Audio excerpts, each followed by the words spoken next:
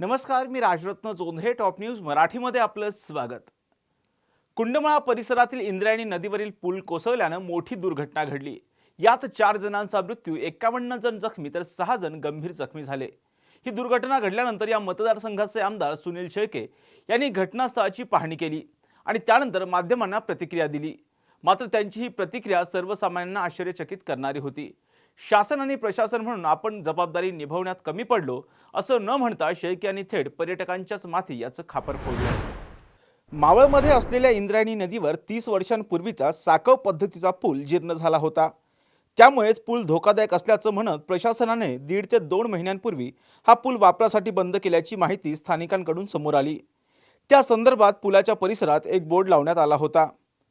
पूल आता धोकादायक झाल्यामुळे याचा वापर करायचा नाहीये हे स्थानिकांना ठाऊक होतं. मात्र उत्साहाच्या भरात आलेल्या पर्यटकांना याविषयीची स्पष्ट माहिती नव्हती. दर्शनीय भागात मोठे इशारा फलक नव्हते किंवा कोणी सुरक्षा रक्षकही नव्हतं आणि त्यामुळेच या पुलावर रविवारी 15 जूनला प्रचंड गर्दी झाली आणि त्यामुळे हा पूल कोसळला. मात्र यानंतर पाहणी करायला आलेल्या स्थानिक आमदारांनी अजब प्रतिक्रिया दिली. दुपारी 3 ते 3:30च्या सुमारास या ठिकाणी घटना घडलेली आहे. दुर्दैवी घटना आहे, परंतु ज्या ठिकाणी आपण उभे आहोत हा पादचारी पूल होता.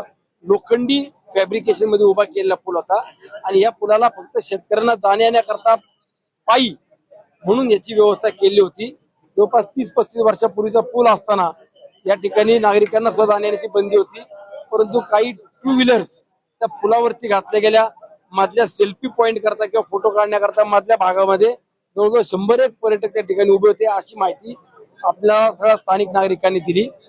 आणि 2 पर्यटक या ठिकाणी मृत्युमुखी पडलेत.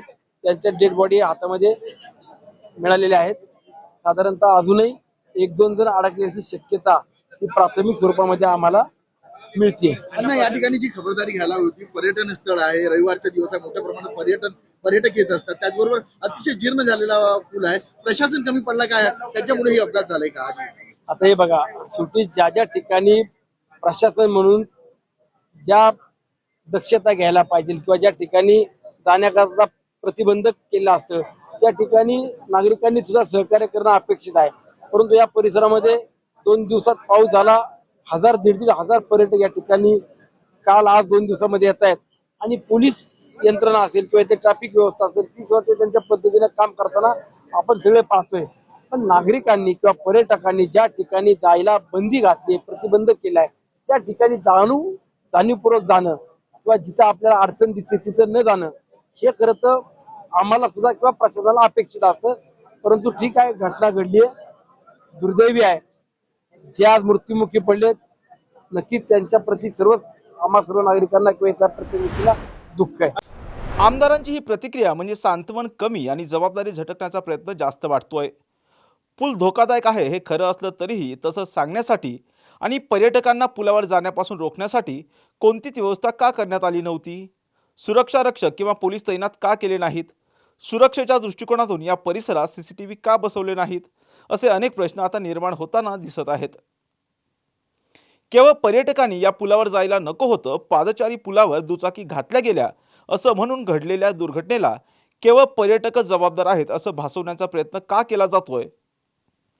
गेल्या अनेक वर्षातील पर्यटन स्थळावर पावसाळ्यात होणारे अपघात लक्षात घेता अनेक पर्यटन स्थळांवर इशारा फलक, माहिती फलक, सुरक्षा रक्षक आणि काही वेळा पोलीस बंदोबस्त देखील असतो.